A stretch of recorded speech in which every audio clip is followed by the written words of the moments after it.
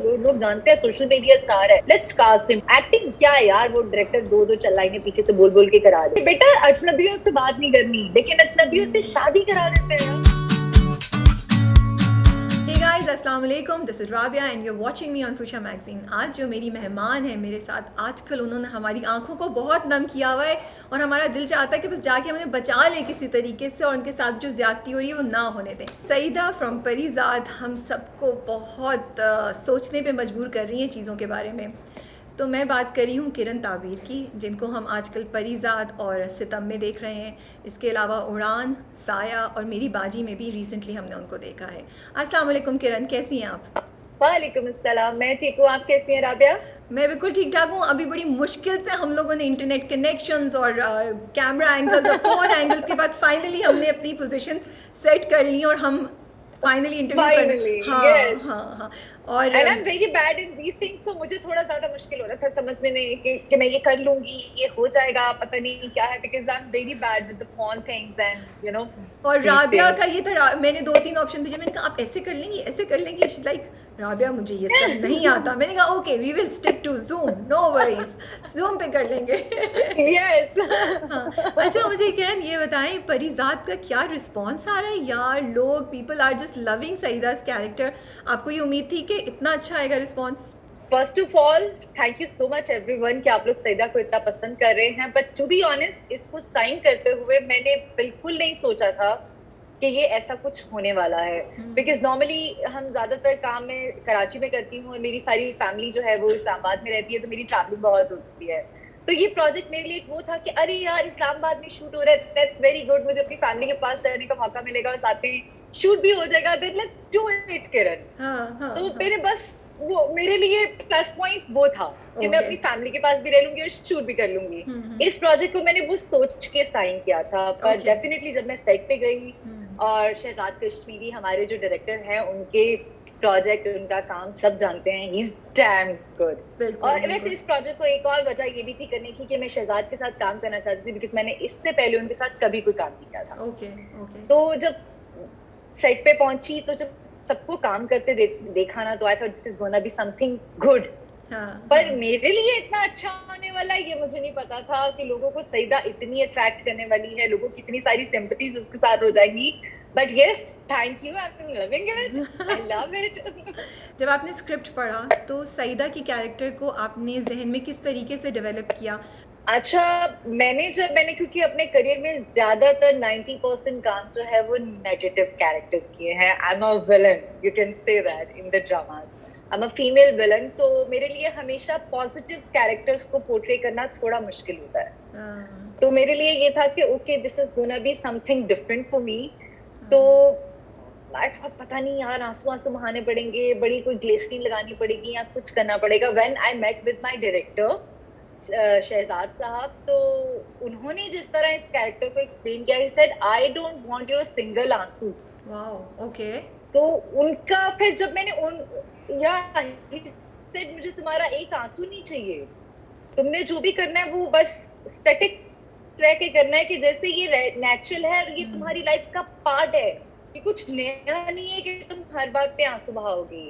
तो जब मैंने उनका पॉइंट ऑफ व्यू सुना तो मैंने जो इमेजिन किया था सईदा को कि मैं शायद ऐसे कोई रोती धोती भोली भाली से कुछ बनूंगी, मैंने उसको निकाल के बाहर रख दिया और मैंने पूरी तरह उस कैरेक्टर को अपनाया जो मेरे डायरेक्टर ने मुझे explain. So you can say that कि सईदा को आप जो भी देख रहे हैं वो डायरेक्टली डायरेक्टर की सोच है, मैंने सिर्फ उसको अडॉप्ट किया है जो मेरे डायरेक्टर ने मुझे बताया। क्योंकि देखिए सईदा में ना स्ट्रेंथ है, अगर आप सईदा को देखें तो सईदा कहीं से भी ना उसमें बड़ी ग्रेस है उसमें, यू नो वो जब अपनी भाभीयों का डिसीजन भी एक्सेप्ट करती है तो बड़ी ग्रेसफुली करती है, यू नो, और बड़ी वो कहते हैं ना उर्दू में तमक्नत एक वर्ड होता है। मुझे सईदा को देख के ना वो उसकी देखें एग्जैक्टली सईदा जो है उसकी जिंदगी में हो रही आसपास सारी चीजें जो है वो मजलूम है, पर सईदा मजलूम नहीं है। She is very strong man. वो हमेशा एक्सेप्ट करती है कि ये है, ये होगा और ये अब मुझे करना है। She know that. तो उसके आसपास की चीजें मजलूम है, वो मजलूम नहीं है। She is very strong mentally. But हाँ, हमारी सोसाइटी में बहुत सारी लड़कियां ऐसी हैं यू नो हम कहते हैं कि अपने राइट्स के लिए आवाज उठानी चाहिए या अपने लिए वो करना चाहिए, बट यस अभी भी बहुत लड़कियां हैं जो अपने बड़ों, अपने भाइयों या उनके अगेंस्ट जाके बात नहीं करती। They always accept this, you know, उनके फैसलों को वो एक्सेप्ट करती हैं। वरना सईदा पढ़ी लिखी है, वो अपनी डिग्री, अपना ग्रेजुएशन कर रही है, शी नोज कि अपने लिए कैसे बात की जा सकती है, बट स्टिल उसके भाइयों ने उसके लिए जो चूज किया उसने उसको एक्सेप्ट किया। सो यस, ये भी एक अभी तक रंग है हमारी सोसाइटी का, जो सईदा जैसी लड़कियां हैं बहुत, दे आर डूइंग इट। बिल्कुल। कोई फैन रिएक्शन आया है, कोई जो आप हमसे शेयर कर सकें? कोई मैसेज आया हो, कहीं आप बाहर गई हो, कोई मिला हो, किसी ने कुछ कहा हो सईदा पे? ऐसे तो बहुत सारे लोग हैं, मतलब जहां भी जाती हूँ, you know, I am going my gym या किसी, आजकल पिछले दिनों में बहुत शादियां अटेंड कर रही थी, तो हर शादी में oh my god we love you, Saeeda कितनी अच्छी है। ज्यादातर लोग ये पूछते हैं आगे बताए ना क्या होता है, क्या आगे जाने के लिए आपको एपिसोड देखनी पड़ेगी, I am not gonna tell you, but बहुत मजा आ रहा है। आपकी भाभीियों पे हमें बहुत गुस्सा आता है, these kind of things. Yes, people, लोगों की सिंपैथीज बहुत है, लोगों को बहुत तरस आ रहा है सईदा में। तो किरण, आपको कैसा लग रहा है? यूजुअली तो आप जब जाती होंगी तो आपको सब बोलते होंगे तुमने ऐसा क्यों कर दिया तुम्हारी कैरेक्टर ने, और ये क्यों कर दिया। अब तो ऑपोजिट हो गया, लोग बोल रहे हैं हम आपको बचा लें, आपके साथ ऐसा क्यों हो रहा है, तो कैसा फील हो रहा है?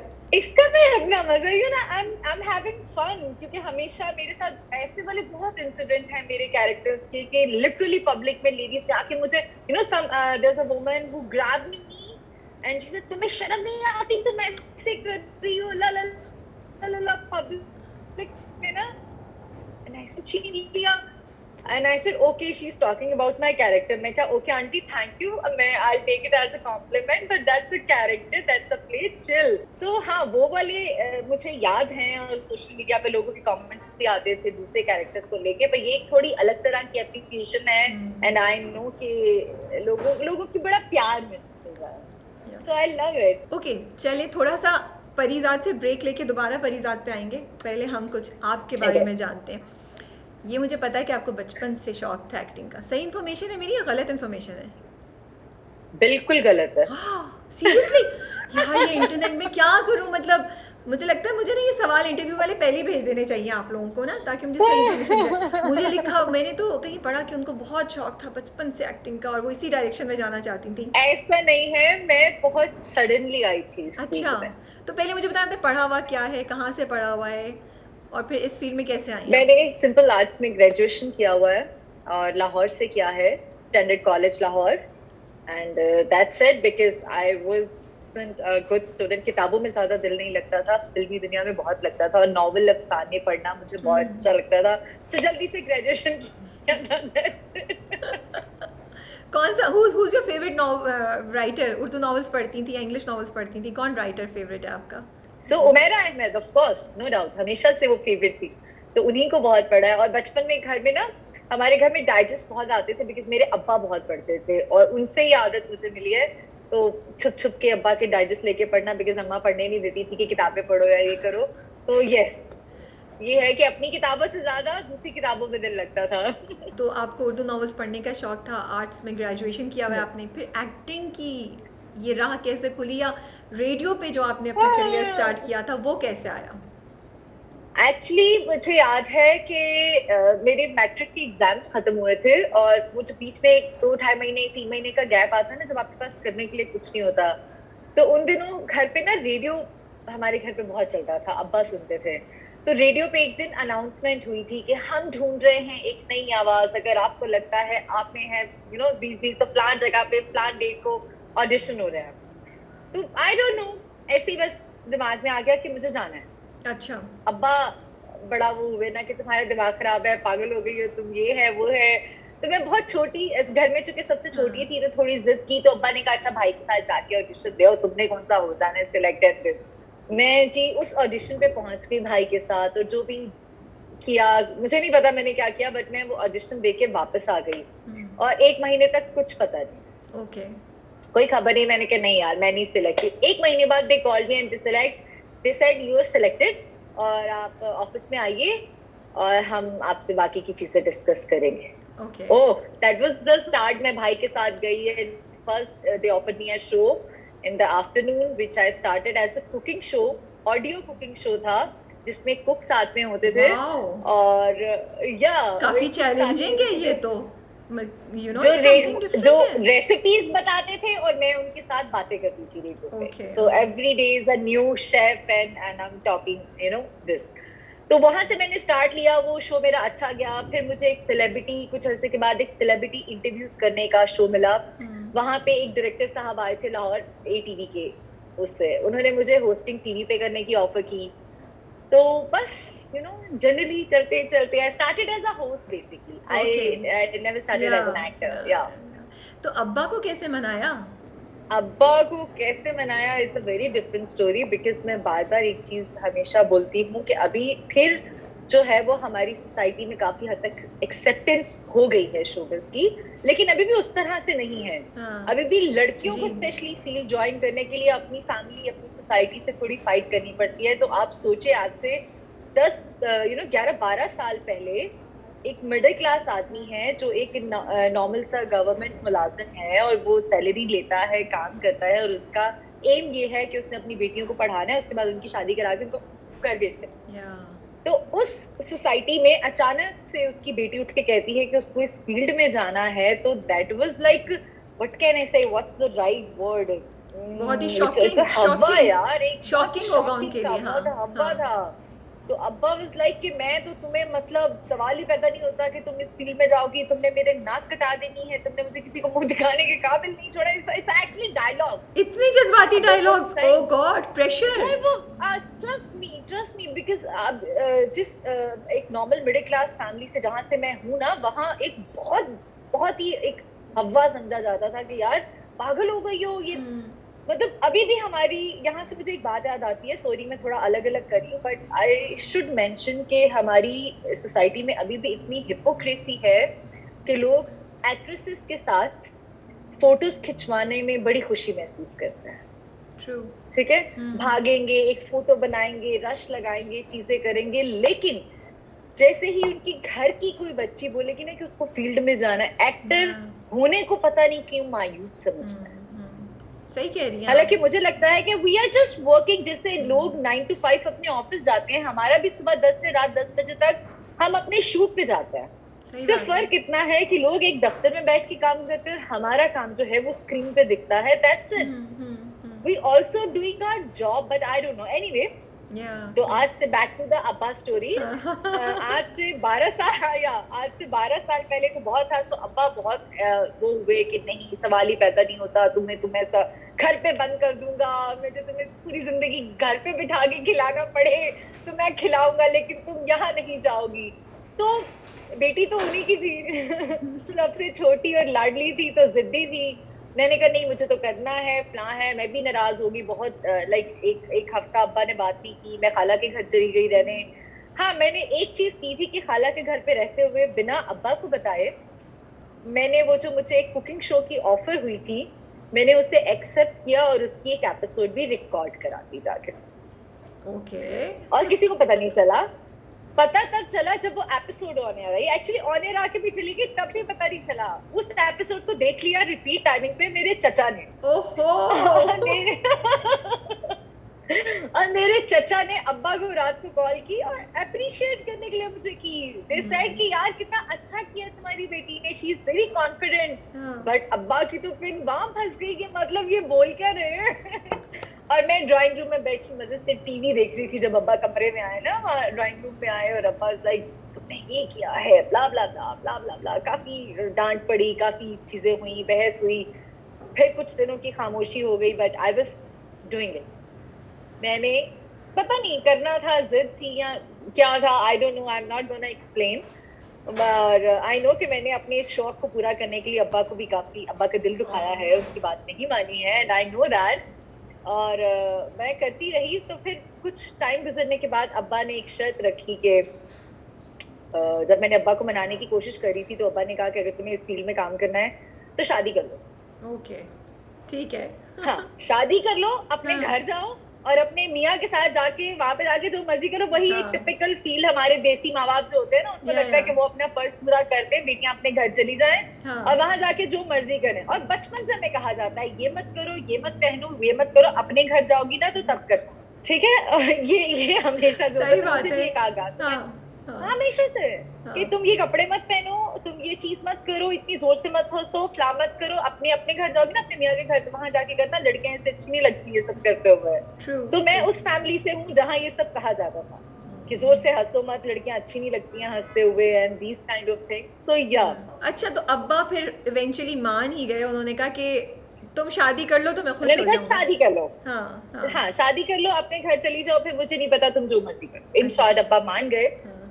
तो अभी वो अब जाहिर बात है इतनी जल्दी तो अब्बा भी कोई लड़का नहीं ढूंढ सकते थे, कुछ नहीं हो सकता, तो मेरा काम का प्रोसेस जारी था। But touch wood maybe अल्लाह ने कुछ और लिखा था मेरी लाइफ में, तो उन्होंने उसी वक्त मेरी लाइफ में एक ऐसा इंसान भेज दिया, you know, who understand me and who love me so much कि उसको कोई फर्क नहीं पड़ता कि मुझे क्या पसंद है और मुझे क्या अच्छा लगता है और मैं क्या करना चाहती हूँ। Always support, so he give me the partner. मतलब यू फाउंड समबडी जिनको कोई एतराज नहीं था कि आप एक्टिंग करें, ही सपोर्टेड यू, एंड माशाल्लाह माशाल्लाह से तो आपकी शादी हो Yes. गई फिर। चलें उस स्टोरी को हम मेरी बाद में शादी हो गई। उस स्टोरी को हम बाद में जज करते हैं। ये बताएं कि इस शर्त के बाद, शादी के बाद, फिर ड्रामे की तरफ कैसे आए आप, उस डायरेक्शन में कैसे आई आप? ओह गॉड, अच्छा पता है, मुझे लगता है कि मेरी लाइफ में ना हर चीज में एक कहानी है। अच्छा। हर चीज एक स्टोरी है मुझे लगता है।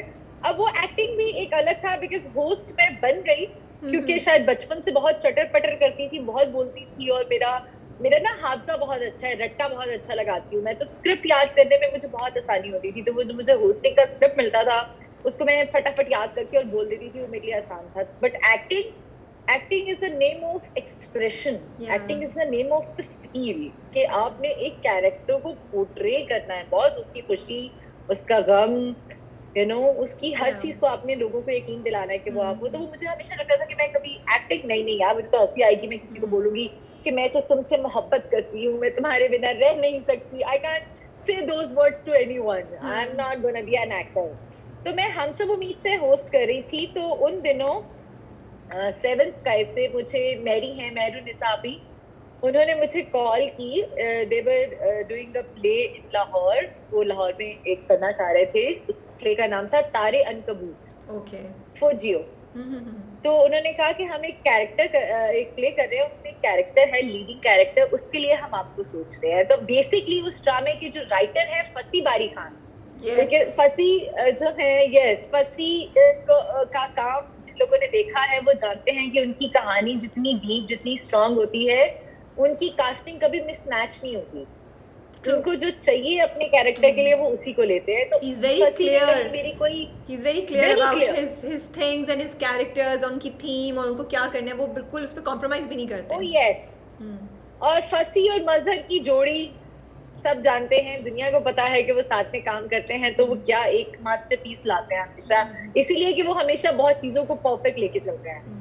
तो फसी ने कहीं मेरा ना कोई केबल कमर्शियल देखा था, कुछ हम सब उम्मीद से हैं कि क्लिप्स देखे थे, तो उन्होंने मैरी को कॉल की और उन्होंने कहा कि मुझे नहीं पता ये लड़की कौन है, इसका नाम क्या है, और ये एक्टर है भी कि नहीं, कितनी अच्छी एक्टर है, कितनी बुरी एक्टर है, बट इसका जो फेस है ना वो मेरी उस कहानी की उस लड़की से मिलता है। ओके, ये वो है, ये वो चेहरा है, तो आप इससे बात करो। ओके, सो मैरी ने कहीं जियो से मेरा नंबर लिया, then she call me and she said कि हम ऐसे कर रहे हैं। तो मैंने कहा यार, मैंने एक्टिंग मुझे नहीं पता, आई एम वेरी हैप्पी कि आप लेके आई हैं, of course I am, you know, एक बड़ा प्रोजेक्ट आपको मिल रहा होता है, बट मुझे नहीं पता, आई वाज 17। शी सेड कि ठीक है, हम आपको एक काम करते हैं, स्क्रिप्ट भेजते हैं, आप स्क्रिप्ट पढ़ो, उसके बाद अगर आपको लगे कि आप प्ले करने के लिए तैयार हो तो आपको हेल्प करने के लिए डायरेक्टर होंगे, टीम होंगी जो बताएगी, सिखाएगी, तो आप देखो। उन्होंने मुझे स्क्रिप्ट भेजा और फसी का स्क्रिप्ट, ओ माय गॉड, मतलब एक डीप डार्क स्टोरी। मुझे याद है आज भी, जब तारे अनकबूत ऑन एयर आया था ना, तो उसकी स्क्रीन पे PG-13 लिखा था। ओह सीरियसली, वाकई? यस, मुझे ये इन्फॉर्मेशन नहीं थी। Wow, okay. वो जब प्ले चलता था तो उसकी एपिसोड के ऊपर PG आता था। Wow, okay. वो इतना डार्क स्क्रिप्ट था, और वो लाहौर के उस रेड लाइट एरिया में जाग के शूट हुआ था, बिकॉज वहां के लोगों की कहानी थी वो। और मुझे प्ले करना था एक तवाइफ का कैरेक्टर जो वहां पैदा हुई है और वहीं बड़ी हुई है और वहीं जीती है उसकी, और उसको किसी से इश्क हो गया। अब सोचो, आई एम 17 और 18, मैं इतने 17 से 18 साल की, बहुत यंग एज, बहुत यंग एज, यू नो, बहुत यंग एज, और इतने डीप कैरेक्टर को प्ले करना, तो मुझे कुछ नहीं पता था। और जब मैंने स्क्रिप्ट पढ़ा तो मैंने अपने हस्बैंड से, मेरी शादी हो चुकी थी बाय द वे उस वक्त, ओके या, तो मैंने अपने हस्बैंड से बात की, तो उसने कहा देखो यार ये कितनी बड़ी अपॉर्चुनिटी चल के तुम्हारे पास आई है, तो क्यों नहीं उसको अवेल करो, पसंद आएगा, समझ में आएगा तो करना, वरना नेक्स्ट टाइम दोबारा कभी मत करना। So yes, I choose that acting path. So supportive of him, माशाल्लाह से. He is always. मेरा डे 1 से लेके आज तक मेरा कोई भी प्रोजेक्ट आता है, कोई कमर्शियल हो, कोई छोटी सी टेलीफिल्म हो या कोई भी चीज हो ना, उसके ऑनर आने की मुझसे ज्यादा खुशी उसको होती है। माशाल्लाह माशाल्लाह, That's so nice to hear. And I really like his advice. उन्होंने आपको कितनी अच्छी बात बोली, उन्होंने कहा कि इतनी अच्छी अपॉर्चुनिटी इसको जाने मत दो, नहीं अच्छा लगा तो मत करना, अगली बार क्या है, हमारा मत करना कभी आगे, बस अभी कर लो।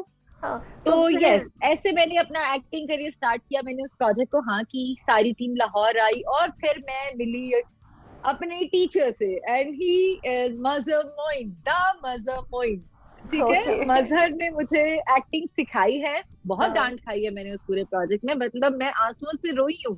और शूट के सेट डांट पड़ती थी, इतनी डांट पड़ती थी, बहुत बहुत। कितना मुश्किल होता होगा कि इतनी छोटी एज पे पहला प्रोजेक्ट, इतना प्रेशर, बहुत बहुत, मतलब मुझे लगता है कि हम लोग, होता ये था कि मेरी सोच उतनी नहीं थी ना, मतलब आप मुझसे, एक सीन है जिसपे मुझे बेसिकली सबसे ज्यादा पहले डांट पड़ी थी, फिर बाकायदा मैं आंसुओं से रोई थी कि एक बहुत बोल्ड सीन है, बहुत ही बोल्ड डायलॉग्स हैं जो कि मैं इस वक्त बोल भी नहीं सकती। मतलब मैं जब उसको पढ़ती थी तो मैं अपने डायरेक्टर को कहती थी कि मुझे ये बोलना है, ही सेड हाँ बोलना है आपको, तो अब वो कैरेक्टर प्ले करिए। अब मुझे समझ नहीं आता था कि मुझे लाइंस याद हैं और मैं खड़े होके उनको पूरी तरह बोल देती थी, बट मजहर को उसकी फील नहीं आ रही थी। तो हमने वो सीन शुरू किया था दोपहर 12 बजे शूट करना, और शाम के 5:30 हो गए। ओह गॉड, ओके। कट, आप नहीं, वो फील नहीं, लाइंस नहीं बोल रही हूँ, लाइंस सारी याद है, आप एक्सप्रेशन वो नहीं दे रही, और मुझे समझ नहीं आ रहा कि यार मैं इनको और क्या एक्सप्रेशन दूं। मुझे लग रहा था कि मैंने अपना 100% दे दिया है, बट डिफरेंस सिर्फ इतना था कि आज अगर वो कैरेक्टर मुझे मिले तो मैं उसकी डेप्थ को समझ के प्ले कर सकती हूँ। सही बात है, बहुत छोटी थी उस वक्त आप ना? मैं उस वक्त बहुत छोटी थी, और मेरा पहला प्रोजेक्ट था, बॉडी लैंग्वेज को वो रखना होता था, आंखों में वो फील लानी होती थी, तो या बहुत डांट खाई है। आई रिमेम्बर जब 5:30 हो गए और तब भी फाइनल नहीं हुआ, तो मेरे डायरेक्टर ने शाउट करना शुरू कर दिया, पता नहीं कहाँ से उठ के आ जाते हैं एक्टर बनने, किन लोगों ने इनको कहा, yes exactly those words he said that, कि कहाँ से आ जाते हैं, मुंह उठा के अपना भी टाइम जाया करते हैं और मेरा भी टाइम जाया करते हैं। और मैंने रोना शुरू कर दिया, और मेरे रोने के बाद ऐसा नहीं है कि लोग कर्टेसी निभाते हैं, Mazhar is the kind of person कि अच्छा बेटा रो मत आप, ये नहीं, चले जी अब मैडम रोना शुरू हो गई है, चले भाई सामान उठाए, कैमरा उठाए, हम नीचे जाके दूसरा सीन करके आएंगे जब तक मैडम रो रही है। And I am sitting and everybody, हाँ यार everybody is gone. Kiran, how do you handle this? मतलब ये तो बहुत, मुझे लग रहा है कि एक तो वैसे ही आपको खुद दुख हो रहा होता है ना कि you are not able to deliver what you are supposed to, ऊपर से ये, तो क्या करती थी आप, कैसे, क्या उस वक्त इस चीज को कैसे हैंडल करती थी? मुझे नहीं पता, मुझे बस इतना पता है कि मैंने ना बचपन से लेके आज तक ना इतनी जिद्दी कह ले हूँ या कुछ हो कि मैंने कभी क्विट करना नहीं सीखा। Determined, will call you determined. Yes, मैं क्विट नहीं करती चाहे कुछ भी हो जाए। मैं आज भी, मैं मुझसे कोई काम नहीं हो रहा होता है, मैं छोड़ती नहीं हूँ, हाथ नहीं मानती, करती रहूंगी। सो या आई वाज क्राइंग, तो उस प्ले के जो डीओपी हैं वो he is very decent and is very cute man, and he came and he said देखो बेटा, रोने से कुछ नहीं होगा, अपना ये जो गुस्सा है ना जो तुम रो रही हो, इसको अपनी उसमें एक्टिंग में लाओ, वहां पे इस्तेमाल करके वहां गुस्सा निकालो। तो आई डोंट नो, समझ फिर भी मुझे नहीं आई। वो लोग 1-1.5 घंटे के बाद दूसरा सीन के वापस ऊपर आए थे, सेड ओके दोबारा फिर से करेंगे, और उसके बीच में मैं मैरी को कॉल कर चुकी थी कराची में एंड आई सेड मैरी, मैं रो रही हूं, आई एम क्राइंग। इससे क्या हुआ बेटा? मैं कहा आपके डायरेक्टर जो है ना वो बहुत बुरे हैं, वो ऐसे हैं। इससे क्या हुआ बेटा? उन्होंने आपको क्या कह दिया?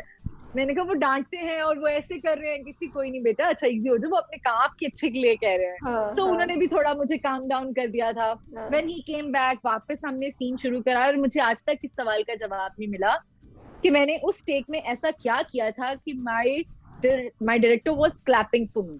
Oh wow, okay.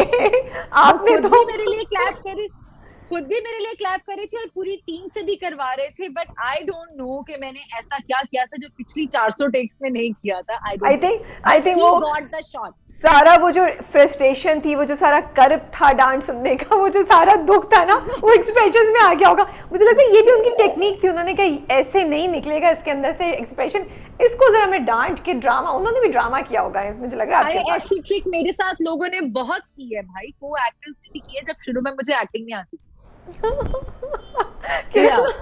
ऐसी डांट मैंने बहुत खाई है शुरू में। आप इतनी ऑनेस्टली बता रही हैं। जब आप नए होते हो ना, आप कुछ बोल नहीं सकते और आपके सामने जो सीनियर डायरेक्टर या सीनियर एक्टर्स खड़े हैं, ऑफ कोर्स उनका टाइम जाया हो रहा होता है या वो थक रहे होते हैं या चीजें हो रही होती हैं, तो या there is a lot of actors who did that with me, कि मुझे रुलाया, फिर सीन कराया और उसके बाद आके सॉरी बोला, बेटा देखो अब दिया ना तुमने अच्छा। ये बोले ये बाकी लोग भी नए एक्टर्स के साथ ना करना शुरू। इतना बड़ा प्रोजेक्ट आपका एज अ फर्स्ट ड्रामा आ गया, फिर उसके बाद तो मतलब फिर करियर माशाल्लाह से ऐसे चला गया होगा, ऑफर्स पे ऑफर्स आ रही होंगी, क्या हुआ उसके बाद? एक्चुअली बिल्कुल ऑपोजिट हुआ उसके बाद। सीरियसली? वाकई? या बिकॉज मेरी पूरी जर्नी एक्टिंग सीखने की, एक वो कहते हैं ना, एक आदत लग गई, मजा आ गया कि अच्छा यार ये तो एक एक्टिंग तो बड़ी मजेदार चीज है, अब मुझे ये करनी है। तो पहला ड्रामा एज अ लीड चला और उसका रिस्पांस भी बहुत अच्छा था, ऐसे ही जैसे परीज आता है, पीपल लव दैट टाइम। उस प्रोजेक्ट का बहुत हिट हुआ था। और उसके बाद मैंने सोचा कि बस अब तो मतलब काम करना है, पर प्रॉब्लम ये थी कि काम होता था कराची में और मैं थी लाहौर। Oh okay. तो मैंने कहा यार, सबने कहा कि बेटा, मैरी ने भी कहा कि बेटा अगर आपको काम करना है तो आपको कराची आना पड़ेगा, बिकॉज यहाँ पे बहुत काम हो रहा है। तो still I am blessed, my husband was there for me. उसने मेरे लिए डिसाइड किया, उसने अपना सब कुछ, और हमने अपना सब कुछ लाहौर से पैक करके हम कराची शिफ्ट हो गए। Oh wow, seriously? And we don't know any, yes, and we don't know anyone in Karachi. हाँ, हमने जाके एक अजनबी होटल में एक कमरा लिया, वहां पे अपना सामान रखा, and I know only Mary, seven sky के एक दो लोगों को जानती हूँ, उसके अलावा मैं कराची में किसी को जानती तक नहीं। And they really help me out. और मुझे लगा कि ओके, अब तो मेरा एक प्ले लीड पे चला गया है और अब तो ये होगा। द थिंग इज कि उसके बाद मुझे कभी लीड मिला ही नहीं।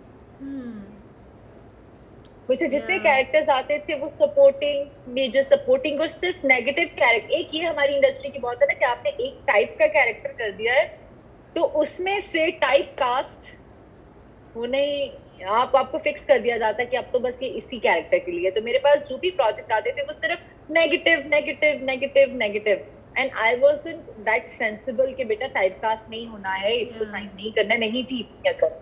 तो मैंने पहला किया, दूसरा किया, तीसरा किया, नेगेटिव ही कर लिया, मैं साइन करती चली गई। पर वो हुआ ये कि उसके बाद मुझे लीड कैरेक्टर्स नहीं मिले। बट हाँ, ये जरूर हुआ कि पहला प्रोजेक्ट लीड करने के बाद मुझे तो लगा कि मैं कराची जाऊंगी तो बस अब तो मेरे पास लीड ड्रामास की लाइन होगी, I am gonna be a heroine. तो ऐसा कुछ नहीं हुआ था। उसके बाद ही मुझे अपना सेकंड लीड लेने में इतना टाइम लग गया, because I don't know, I was like क्या करूं। जो भी कैरेक्टर्स आ रहे थे तो वो सपोर्टिंग, मेजर सपोर्टिंग, फिर जनाब ऐसे नहीं गया करियर, ऐसे गया, फिर ऐसे गया। तो मैंने फिर लीड किया, लीड के बाद फिर मैं सपोर्टिंग पे आई, सपोर्टिंग से फिर मैं मेजर सपोर्टिंग पे आई, then second lead and then lead. Okay. तो होल प्रोसेस, और इसमें 3-4 साल लगे थे। ये जैसे मैंने इतनी सी बात में बताया ना। बट एक अगर देखा जाए किरण, तो प्रोसेस यही होता है लोगों का, राइट, मोस्टली, कि वो स्टार्ट करते हैं, मतलब स्टेप बाय स्टेप, सीढ़ी बाय सीढ़ी चढ़ते हैं। वो आपके साथ ही हुआ कि यहाँ लाके उन्होंने कहा नीचे से दोबारा सीढ़ी पे स्टार्ट करो। थोड़ा सा I am just trying to make you feel better about what happened. It's okay. देखो, I don't know, I never feel bad about my journey, because वो अच्छी है या बुरी है, वो जैसी भी है, वो मेरी जर्नी है। मैंने उसे जिया है, एंड यू नो, मैंने एक पूरा प्रोसेस तय किया है अपने सफर का, and I loved it, everything about it. ये मुझे बताएं, इंडस्ट्री में आसान है इस इंडस्ट्री में काम लेना? क्या चैलेंजेस होते हैं? आपकी क्या चैलेंजेस थे other than being typecast? यार, मुझे जहाँ तक लगता है ना, पहले शायद इतने चैलेंजेस नहीं थे। ओके। पहले, आज से 10 साल पहले फिर थोड़ा आसान था कि अगर आप में वो हुनर है ना, अगर आप में वो टैलेंट है, तो आपको किसी ना किसी, आपको वो फाइनली लोगों में एक जज्बा था कि अच्छा नहीं यार, ये बंदी ठीक है कि शायद उतनी वो नहीं है फेमस, लेकिन बंदी टैलेंटेड है यार, कैरेक्टर अच्छे से प्ले करेगी। तो लोगों का कहीं ना कहीं अपने काम से प्यार था और लोग कास्ट करते थे। तो इतना मुश्किल नहीं था जितना मैंने पिछले 5-6 सालों में फेस किया है। हालांकि I am doing lead character, क्योंकि अब ना वो जो एक सोशल मीडिया दौर शुरू हो गया है ना, तो अब ये मैटर नहीं करता कि आप कितने टैलेंटेड हो, अब सिर्फ ये मैटर करता है कि आपके इंस्टाग्राम पे कितने फॉलोअर्स हैं। ओ यार हाँ, इसके बड़े फॉलोअर्स हैं यार, लोग जानते हैं सोशल मीडिया स्टार है, लेट्स कास्ट हिम। एक्टिंग क्या है यार, वो डायरेक्टर दो चार लाइनें पीछे से बोल बोल के करा देगा। अब ये चल रहा है। तो ये कैसे, how do you handle it? I mean मैं ये जानना चाह रही हूँ यार, शुरू में मैंने टू बी ऑनेस्ट हमारी ना बहुत फिर आई डोंट नो, बहुत सारे लोगों को ये बातें पसंद नहीं आएगी, बट यस बहुत टाइम से मेरे अंदर थी, तो शायद मैं करना भी चाह रही थी, and you give me the chance, you asked me those question. To be honest, शुरू में मैंने इस रेस का हिस्सा बनने की कोशिश की, ठीक है, मैंने सोशल मीडिया को सीखा, उसका हिस्सा बनने की कोशिश की, उसको रन करने की कोशिश की, बट फिर मुझे आहिस्ता आहिस्ता समझ में आने लगा कि दूर ये अकेले आपके बस की बात नहीं है। अब आप हुनर की बुनियाद पे एक्टर नहीं बनते हो, अब आपके पीछे एक पूरी टीम है 12-15 लोगों की जो आपको स्टार बनाती है। पहले तो मुझे तो लगता था कि आप में टैलेंट हो, आप हार्ड वर्किंग हो और आप काम आ रहा है, उसको कितना अच्छा परफॉर्म करोगे, पंक्चुअल हो, तो अब इतना बहुत होता है।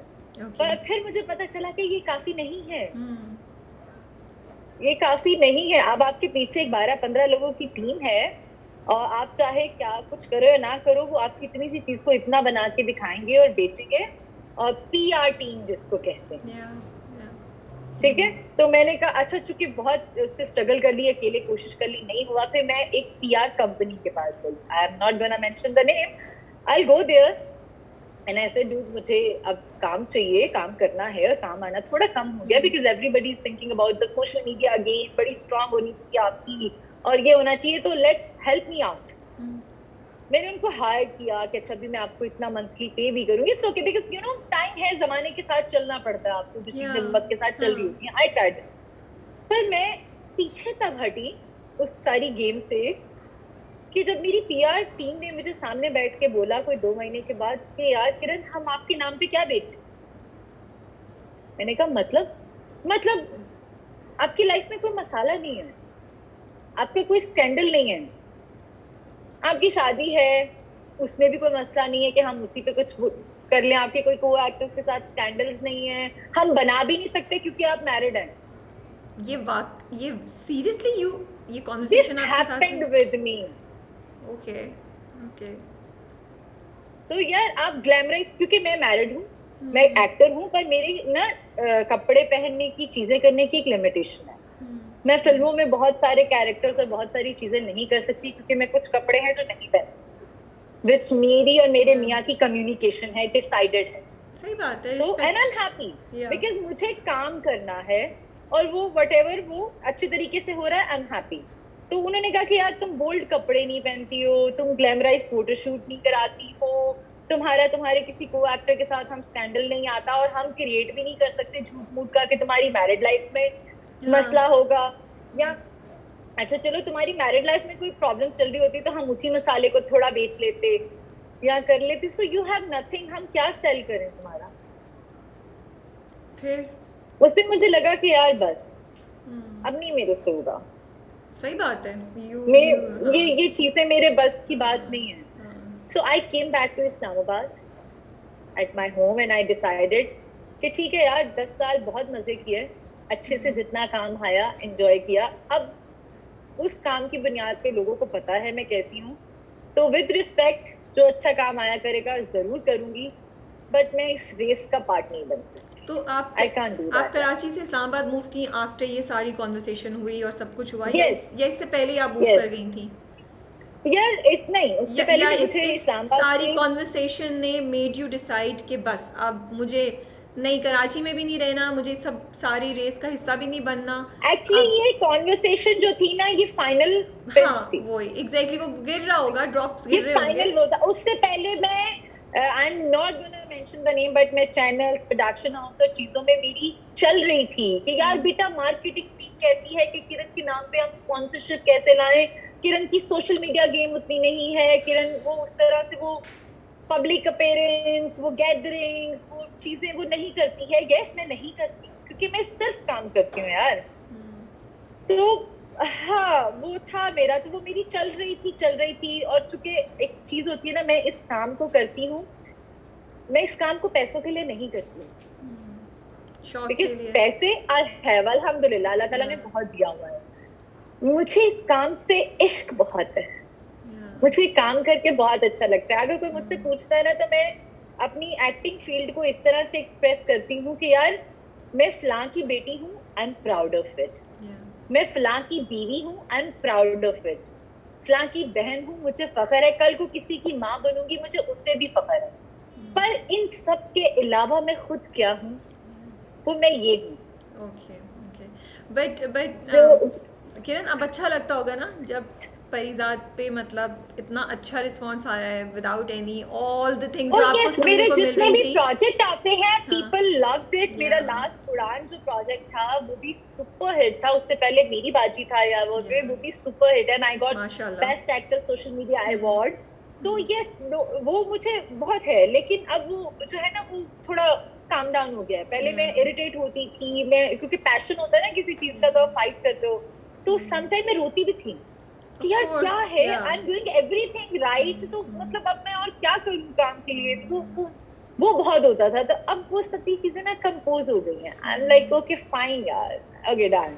तो परिजात जब वापस आया, और मैंने इसको बहुत एक उसी में किया, क्योंकि मैं इस्लामाबाद वापस शिफ्ट हो चुकी थी, and I am not doing anything. एक सितम में लास्ट करके आई थी, एमडीवी ने खुद से ऑफर किया था, that was a good character, तो मैं जाके उसको करके आ गई थी। लेकिन उससे पहले मैं शिफ्ट हो चुकी थी इस्लामाबाद, घर छोड़ दिया था मैंने कराची का। तो वो मैं जाके उस प्रोजेक्ट को करके वापस आई, और मैं फिर वापस आ गई। तो इसी तरह सडनली एक दिन कॉल आई हम टीवी से, महेश यानी सेड कि यार शहजाद कश्मीरी कर रहे हैं, मुझे उस कैरेक्टर में तुम चाहिए हो, बिकॉज वो एक बहुत मजबूत कैरेक्टर है, और मैं बिल्कुल किसी नए उसको नहीं ले सकता, मुझे एक्टर चाहिए। So he said, and I said, यार अच्छा यार, इस्लामाबाद नहीं है, मुझे कहीं जाना नहीं पड़ेगा, and I'll be at home, you know, मैं रात को घर आ जाया करूंगी। Let's do it, करते हैं, do it। थैंक यू, लोगों ने इतना पसंद किया। ये मुझे बताइए, परिजात पे हम थोड़ा सा वापस आते हैं। yes।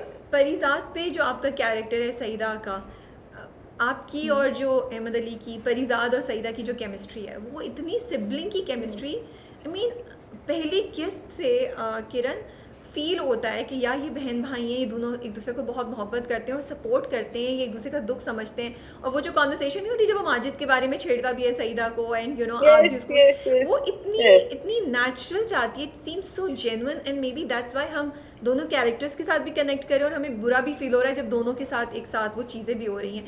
तो ये इस पे मैं जानना चाह रही हूँ कि how did you create this. आपने और अहमद ने कुछ बैठ के पहले टाइम स्पेंड किया इस कैरेक्टर में, डायरेक्टर ने आपको क्या बोला, या सेट पे स्टार्ट किया और पहले सीन में ही ऐसा होना शुरू हो गया? यार मुझे लगता है कि इसका जो सबसे पहला क्रेडिट जाता है ना, वो राइटर को जाता है, हाशिम नदीम साहब को। ओके।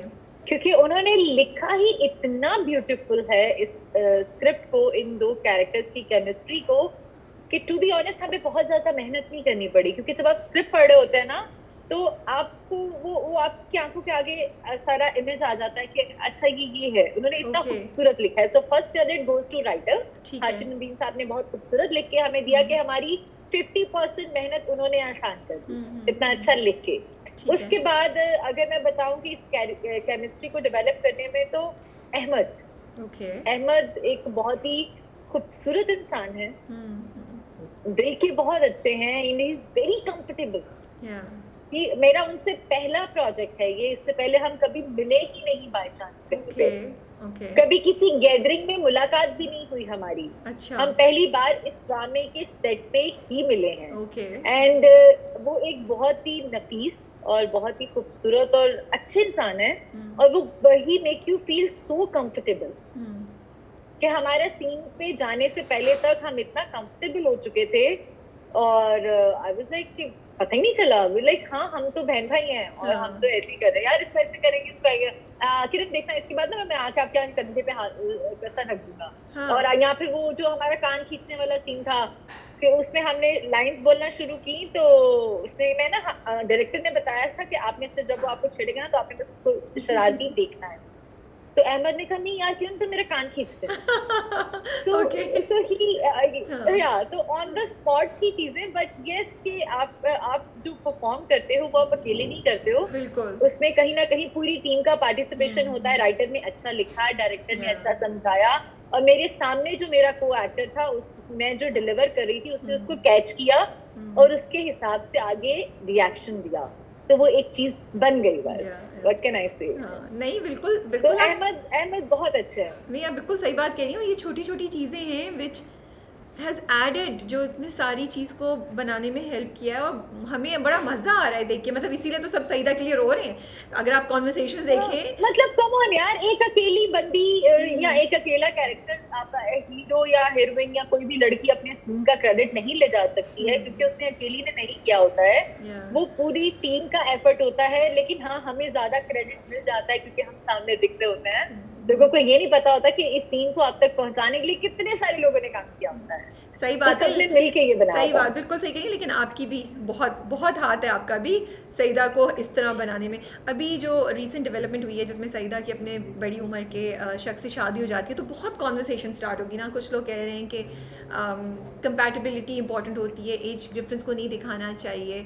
कुछ लोग कह रहे हैं कि नहीं, अगर सईदा की हैप्पी एंडिंग दिखा रहे हैं और तो एक सॉफ्ट कॉर्नर आ गया, क्योंकि हर कोई स्केयर्ड था कि ये बेचारी सईदा, लेकिन जब उसको दिखाया कि उसका हस्बैंड इतनी पॉजिटिवली वो करता है तो एकदम से सब लोग वो हो गए ना। बट एजुकेशन तो हर लड़की का हक है, उसका खुश रहना तो हक है। अगर कोई अच्छा उसके साथ कर रहा है तो इसको हम, मतलब जो चीज़ उसका हक है और उसको मिल रही है तो हम कह रहे ओ वाओ, यू नो। तो आप लोग को पता था ये कॉन्वर्सेशंस होंगी, यू गाइज, या आप लोग ये मैसेज कोई कम्युनिकेट कर रहा था सईदा का कैरेक्टर, ये आप लोगों के जहन में था जब ये कैरेक्टर आपके पास आया, जब डायरेक्टर ने आपसे बात की, या ये सब साइड इफेक्ट्स हैं उस एक सीन के जिसको आप लोग भी एक्सपेक्ट नहीं कर रहे थे शायद? ऑफ कोर्स हमें पता था, बिकॉज़ साइन करने से पहले हमारा स्क्रिप्ट जो है पूरा हमने पढ़ा था, तो हमें पता था कि सईदा की जिंदगी में क्या होने वाला है। और मुझे जहां तक लगता है ना, मुझे ये नहीं पर्सनली सईदा के कैरेक्टर के बारे में अगर मैं बात करूं, तो मुझे लगता है कि बड़े उम्र की आदमी के साथ शादी होना बुरी बात नहीं थी सईदा के कैरेक्टर में। सईदा के बिना मर्जी उसकी जाने, उसकी खुशी को सामने रखे बिना उस शादी को कराना इज द प्रॉब्लम। हाँ, यू आर राइट एक्चुअली, या बिल्कुल सही कह रही हैं आप। हाँ, बड़ी उम्र छोटी उम्र इट डजंट मैटर, जैसे आपने बोला कि अगर कंपैटिबिलिटी है तो इट डजंट मैटर। हमारे अम्मी अब्बा में 10-10 12-12 साल का डिफरेंस था यार, and they live happily. So बड़ी उम्र और छोटी उम्र it does not matter, especially now even in 2021 यार। अगर आप किसी आदमी या किसी औरत के साथ compatible हैं, आपको वो खुशी देता है उसका साथ, तो whatever वो आपसे 15 साल बड़ा है या छोटा है, पर फर्क ये है कि उस फैसले को, वो फैसला आपका होना चाहिए, ना कि वो आप पे थोप दिया जाए बिना आपकी रजामंदी जाने।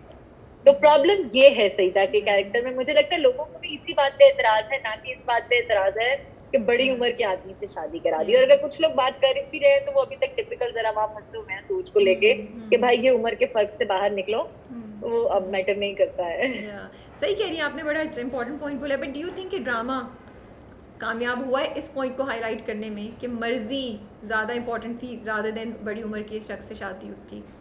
मुझे लगता है कि हमने इस चीज को एक्सप्रेस किया है बहुत सारी जगहों पे। सईदा के खामोश एक्सप्रेशंस ने इस चीज को हाईलाइट करने की कोशिश की है। पहला तो रिएक्शन तभी आ गया था जब उसको तस्वीर दिखाई गई थी। उसने एक आंख उठा के अपनी भाभी को देखा था कि आई एम नॉट हैप्पी, आप क्या कर रहे हैं। हाँ, उससे शिकवा था बड़ी आंख में, किचन में बड़ा वो था कि उसकी आंख में देखो। वो उसका कैरेक्टर ये है कि वो भाइयों के आगे खड़े होकर नहीं बोलती कि मुझे ये शादी नहीं करनी। अगर वो बोल सकती तो सबसे पहले वो ये ना बोलती कि मुझे पढ़ना है। तो वो सिर्फ अपने बड़ों से उम्मीद कर रही थी कि आप ये क्या कर रहे हैं, तो उसने अपनी आंखों से बताने की कोशिश की। किचन में उसका परिजात का और बहन भाई का आई इंटरेक्शन आता है जिसमें वो रोते हैं, वो चला जाता है। वहां पे हाईलाइट हुआ कि she is not happy. But yes, she wasn't the character के जो खड़े होके बोले कि मुझे यहाँ शादी नहीं करनी है। और ऐसी बहुत सारी सईदा हैं हमारी सोसाइटी में जो नहीं बोलती हैं। तो आई होप कि उनके पेरेंट्स या उनके जो भाई हैं या जो उनके सरबरा हैं वो खुद इस चीज को समझें कि भाई शादी इम्पोर्टेंट है लाइफ में। आई एम नॉट अगेंस्ट द शादी बिकॉज मैंने खुद बहुत जल्दी की थी, बट सही वक्त पे सही आदमी के साथ और सामने वाले की मर्जी जो है वो बहुत इम्पोर्टेंट है, क्योंकि इसका हक हमारे रब ने हमें दिया है यार। कानून भी दुनियावी पॉइंट ऑफ व्यू से आता है। हमारे रब ने अपनी मर्जी का साथी चुनने का हक हमें दिया है। तो पेरेंट्स को उसको कबूल करने में इतनी प्रॉब्लम्स क्यों होती है हमारी सोसाइटी में? आज भी फोबिया है कि एक लड़की ने बोल दिया ना कि मुझे मेरी पसंद की शादी करनी है तो घर में एक तूफान खड़ा हो जाता है लव मैरिज को। प्लीज आप ये 15% 20% एलीट क्लास को अगर छोड़ दें कि शायद उनके पेरेंट्स और उनकी फैमिली बहुत लिबरल है और एक्सेप्टेड है, बट बाकी की जो 85-90% हमारी सोसाइटी है वहाँ आज भी हवा है कि भाई लड़की ने कैसे खुद पसंद कर लिया किसी लड़के को अपने लिए। तो प्लीज इसको छोड़ दें। हमारे रब ने इजाजत दी है यार हमें अपने मन। हमें वो बड़ी अच्छी, मैं पिछले दिन एक सोशल मीडिया पे एक लाइन सामने आई हुई थी कि हमारे जो पेरेंट्स हैं हमें बचपन से लेकर जवानी तक ये सिखाते हैं कि स्ट्रेंजर से बात नहीं करनी, अजनबियों से बात नहीं करनी, लेकिन अजनबियों से शादी कराते हैं। सही कह रही है। ये लाइन बड़ा अच्छी है। आयरनी कि बचपन से लेकर जवानी तक कहते हैं कि बेटा अजनबियों से बात नहीं करनी, लेकिन अजनबियों से शादी करा देते हैं यार, पूरी जिंदगी गुजारने के लिए भेज देते हैं।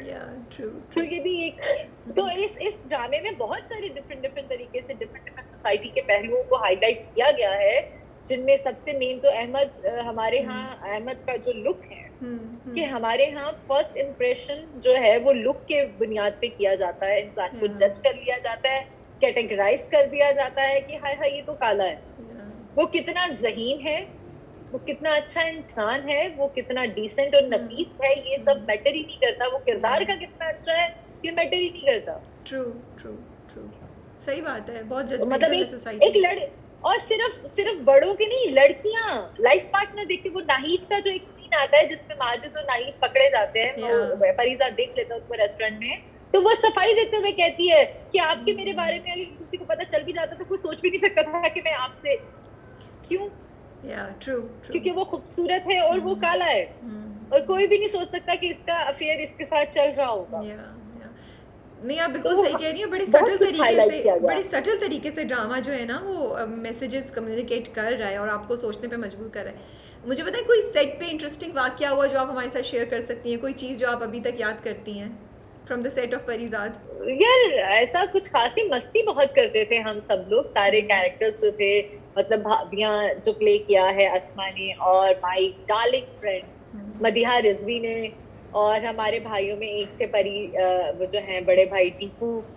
वी हैड फन, हम मस्ती कर रहे होते थे और we are eating a lot. और चूंकि हमने ये फुल सर्दी में शूट किया था इस्लामाबाद में कि हम एक सेकंड पहले लाइन बोलने से पहले अपने बड़े बड़े फर वाले कोट उतार के फेंकते थे और जल्दी जल्दी लाइनें बोल के और हम फिर वापस अपने फर वाले कोट पहन लेते थे। सो या वी डिड दैट। और मजेदार बात हमेशा ये होती थी कि अहमद के कैरेक्टर को चूंकि हमने बहुत मेकअप करके उसको हमने इस कैरेक्टर में ढाला है, तो उस बेचारे का मेकअप कभी यहाँ से उतर जाता था, कभी यहाँ से उतर जाता था, तो हमें हर लाइन में थोड़ी देर पहले उसका मेकअप टचअप करना पड़ता था। तो वो एक बहुत होता था, हम कहते थे यार अहमद तुम रंग छोड़ रहे हो, तुम्हारा रंग उड़ गया यहाँ से वापस। अच्छा, इसको लेके भी कुछ लोगों ने बहुत एतराज किया कि भाई हमारे यहाँ कितनी ज्यादती होती है कि ओरिजिनल जो कैरेक्टर आदमी उस रंग का है उसको क्यों नहीं कास्ट किया जाता। तो इसमें प्रॉब्लम ये है कि एक तो जिस टाइप का वो रंग चाहिए था हमें, एक तो प्रोफेशनल एक्टर वैसा शायद ही कोई आपके सामने नजरों के सामने अच्छा एक्टर, क्योंकि लोग ये भूल जाते हैं कि यार ओरिजिनल कास्ट करेंगे लेकिन सिर्फ काला रंग नहीं दिखाना है, उस इंसान की जिंदगी को जीना है, तो उसके लिए प्लस एक अच्छा एक्टर भी चाहिए। सही बात है। तो वो ढूंढना शायद डायरेक्टर के लिए मुश्किल हो जाता है, तो उसको फिर एक एक्टर को मेकअप करके उस कैरेक्टर में ढालना पड़ता है। बट मे बी इसी अपॉर्चुनिटी के थ्रू हमें एक नया कोई टैलेंट सामने आ जाता है। नॉट दैट कि Ali is not doing a great job, Ali is doing a great amazing job. देखो, but I don't know about this, maybe हमारे मे बी हमारे डायरेक्टर्स ने ऑडिशंस किए हों, बिल्कुल हो सकता है, सही कह रही हैं आप, हो सकता है हो किए हों। सकता है वी उन्होंने would like to think, we would like to think कि शायद कुछ ऐसा हुआ हो सकता है कि उन्होंने कैरेक्टर को करने के लिए उन्होंने ऑडिशंस किए हों, उन्होंने सर्च किया हो, पर उनको उनकी मर्जी की डिलीवरी कोई नहीं दे पाया, तो फिर फाइनली उनको चूज करना पड़ा एक प्रोफेशनल एक्टर सही कह रही हैं, जो हो उनके सकता है किरदार के साथ इंसाफ कर सके, क्योंकि देखो ये सिर्फ एक आर्ट, मैं खुद उस चीज पे बिलीव करती हूँ, मैं थोड़ी देर पहले इस बात की शिकायत भी कर रही थी, लेकिन स्टिल ये बिजनेस भी है, एक आदमी का करोड़ों रुपया भी लगता है, तो एक चीज को परफॉर्म करना है, उसको बनाना है, तो उसके लिए बहुत बहुत स्ट्रॉन्ग कैरेक्टर चाहिए यार, एक्टर चाहिए। तो मे भी उन्होंने अपनी कोशिश की हो, उनको नहीं मिला हो, तो फिर वो इस फैसले की तरफ गए हो, but of course end of time Ahmad की किस्मत में था और अहमद ने बहुत शानदार निभाया है, उसने बहुत मेहनत की है। अहमद एक्चुअली जितने डैशिंग और गुड लुकिंग और मजेदार इंसान है, उन्होंने माइनस किया है अपनी पर्सनालिटी को परिजात को अडॉप्ट करने के लिए। सही कह रही हैं, ट्रस्ट मी, वो सामने सीन कर रहा होता था, समटाइम हम पीछे खड़े होकर रो रहे होते थे कि वो कोई डायलॉग भी नहीं बोल रहा, लेकिन उसके चेहरे की इनोसेंसी और उसकी वो बॉडी लैंग्वेज और वो मैं कह रही थी, ओ गॉड अहमद तुम रुलाते हो यार। ही is very good, he is doing an amazing job, इस बात में तो कोई शक नहीं है, अमेजिंग, इस बात में तो कोई शक। हालांकि अहमद थोड़े नर्वस भी थे इस कैरेक्टर को करने के लिए, वो कहता था कि यार देखो नॉर्मली हमारी सोसाइटी जैसे पता नहीं वो इसको एक्सेप्ट कैसे करेंगे, इसको लेंगे कैसे, और हम हमेशा उसको कहते थे कि अहमद तुम देखना, this is gonna be a huge twist in your career and this is gonna be something very good. तो वो कहता था I hope इंशाल्लाह कैसा हो, so I'm sure कि इस वक्त he's right now he's having fun, उसको मजा आ रहा होगा तारीफ। I am sure हर जगह तारीफें और सब कुछ माशाल्लाह माशाल्लाह है, so it's good। जब आप अहमद से पहली बार मिली तो क्या किस तरह मिली, क्या कुछ इंटरेस्टिंग वाकया है, किधर मुलाकात हुई, कैसे मुलाकात हुई, क्या बातचीत हुई, क्या हमारी मुलाकात परिजात के सेट पे मेकअप रूम में हुई। अच्छा। और मैं उन लोगों ने 1-2 दिन पहले काम शुरू कर दिया था, मैंने 2 दिन के बाद ज्वाइन किया था उन लोगों को, और मैं मेकअप रूम में एंटर हुई तो एक लड़का जो है आधा चेहरा सफेद है और आधा काला है, बिकॉज़ उसका मेकअप हो रहा था when I entered, so I know him, of course मैंने उसका काम टीवी पे देखा हुआ है, वफा उसके कमर्शियल्स एंड चीजें, सो आई नो हिम के ये कौन है। तो we entered and said hi I am Kiran दादी, he said hi I am Ahmed, how are you, so we generally talk. इसने कहा अच्छा आप सईदा प्ले कर रही है, मैंने कहा यस, कहता इतनी छोटी सी आप ही प्ले कर रही हैं। That was a good compliment coming from Ali, आप तो खुश हो गई होंगी, आपने कहा वाह वाह। ओह यस, तो बट वो उसने कहा क्यों कर रही हैं, he asked me why are you doing this, कि आप इतनी छोटी सी हैं और आप मेरे आप ही का प्ले कर रही है। तो मैंने कहा यार देखो it's all about, it's not acting is not, looks जो है ना वो मैटर नहीं करती हैं कि आप रियल लाइफ में क्या हो, कैमरे पे आप क्या आ रहे हो। उन दिनों मैंने जो परिजात ऑफर हुआ था, I was gain so much weight, actually अभी भी किया हुआ है पर उस वक्त थोड़ा ज्यादा किया हुआ था, तो मैं स्क्रीन पे थोड़ी बड़ी आ रही थी। तो हमारे यहाँ सिर्फ ये मैटर करता है कि आप स्क्रीन पे कैसे दिख रहे हो, रियल लाइफ में आप कैसे भी दिख रहे हो, इट डजंट मैटर, आपको कैमरे के लिए प्रिपेयर्ड रहना पड़ता है। तो उन दिनों मैं थोड़ी ना गोलू मोलू हुई थी। बट आपका hairstyle, I think it's not just that, आपका हेयर स्टाइल गेटअप भी आपका है, एफर्ट किया आपने, दुपट्टा तो जैसे गेटअप भी दिया गया ना, जिस तरह दुपट्टा आप ले रही हैं, बाल जिस तरह बना रही हैं, I think it all is adding up to the overall look, कि आपको थोड़ा सा दिखाएं कि आप ही हैं उनकी। हाँ नहीं, लेकिन सबसे ज्यादा देखो लुक तो वो आनी ही थी, वो गेटअप देना ही था, क्योंकि वो क्लास ऐसी है, वो उस जगह जिस एरिया में वो रहते हैं, she is gonna be that छोटी एंड सादा सा दुपट्टा और उसी तरह फैला के। बट अगर मैं बिल्कुल उस तरह से सिंगल पसली जैसे मैं आज से 8 महीने पहले थी 8-9 महीने पहले, अगर मैं वैसी होती तो फिर शायद मैं डायरेक्टर की पहली चॉइस नहीं होती, ओके आई गेस, क्योंकि मैं उतनी वो उनको नहीं लगती, फिर मैं अहमद से छोटी लगती, वो इतनी सी आप आते हो ना पतले से, फिर आप छोटे लगते हो, वो अच्छा नहीं लगता कि एक आदमी आपको आप ही बुला रहा है। तो मे भी हाँ वो वेट भी था कि वो वेट भी था, उन्होंने कहा हाँ किरण परफेक्ट आजकल आई हुई है इस कैरेक्टर में, ले लो इसको। अच्छा ये बताइए, जो ये कैरेक्टर्स होते हैं सईदा जैसे, डू यू फील कि ये लॉन्ग टर्म में या ड्रामे के ऊपर जैसे जर्नी होती है, इनका बड़ा इंपॉर्टेंट रोल होता है परिजात जैसे कैरेक्टर्स को इफेक्टिव बनाने में, आपको लगता है ये? बिल्कुल मुझे ऐसा लगता है। मुझे ऐसा लगता है ना सिर्फ सईदा जैसे कैरेक्टर, बल्कि जो भाभियां हैं, जो भाई हैं, वो कैरेक्टर्स अगर वो सब कुछ नहीं कर रहे होते तो परीजाद के साथ लोगों की सिंपैथीज कैसे बनती? बट आई फील कि जो तो हर बंदा अपनी अपनी जगह पे उतना ही कैरेक्टर, उस परीजाद की कैरेक्टर को हाईलाइट करने के लिए हर बंदा अपनी अपनी जगह पे अपना अपना किरदार अदा करता है। पर मुझे लगता है जो सईदा का कैरेक्टर है ना, मुझे लगता है वो बिकॉज उसका एक स्पेशल कनेक्शन दिखाया है ना, तो उसका सईदा का दुख, सईदा का दर्द और सईदा की जो स्ट्रगल है वो परीजाद को ज़्यादा मे बी मोल्ड कर रही है, ज़्यादा उसकी वो मुझे इतना पता है कि जब मेरे कैरेक्टर के बारे में मुझे मेरे डायरेक्टर ने बताया था तो उन्होंने एक लाइन में बताया था कि सईदा परीजाद के लिए क्या है। उन्होंने कहा था कि सईदा जो है ना वो परीजाद के सुकून की जगह है। पूरी दुनिया उसके साथ जो भी कर रही है या उसके साथ जो कुछ भी हो रहा है ना, ये सिर्फ एक लौती ऐसी बंदी है या ऐसी इंसान है जो उसकी बैक पे खड़ी है, जो उसे समझती है उसके बोलने से पहले। तो परीजाद अपनी बहन के पास अपने लिए सुकून ढूंढने आता है क्योंकि वो उसे जानती है। तो आपने ये बनना है परीजाद के लिए। तो वो मुझे समझ आ गया था कि अच्छा मुझे क्या करना है। कितनी खूबसूरत बात बोली है ना कि यूजुअली यही होता है, बहन भाई एक दूसरे के लिए, ऐसे ही फैमिलीज यही होती है ना। हाँ। Okay, thank you so much Kiran, आपने टाइम दिया और थैंक यू कि आपने इतनी मुश्किल में ये सब ऑर्गेनाइज किया, because you want to do this interview with me. And thank you कि इतनी सारी एफर्ट आपने मेरे लिए किया। आई एम श्योर आप बहुत अच्छे तरीके से आप स्टूडियो में बुलाती हैं या आप जाती हैं और आप लोग इंटरव्यू करके आ जाते हैं, बट ये एक्स्ट्रा तामझाम आपने मेरे लिए किया, सो थैंक यू। नहीं बिल्कुल, अगर आप स्टूडियो में होती तो और भी ज़्यादा मज़ा आता, बहुत ज़्यादा मज़ा आता, बट इस पे भी चले हम खुश हैं because we didn't want to delay this interview any more.